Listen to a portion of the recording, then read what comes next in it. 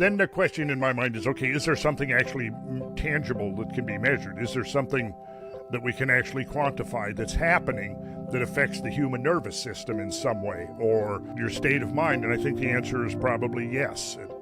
There is some way that it does that. Let's say if you're going to do a painting and you're going to incorporate sacred geometry, you determine the ratios of your canvas, and then there are certain rules and techniques by which you can divide it up so that the parts somehow will reflect the proportions of the original.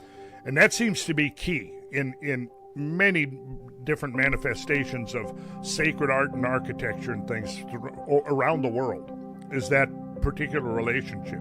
You know, we can see it in the relationships between the basic polygons, because, you know, the polygons will start out the 5 shapes that you can have all the sides the same and all the angles the same, and the simplest is the equilateral triangle. Then you get to the square, and then you get to the pentagon, and then, which is a 5-sided.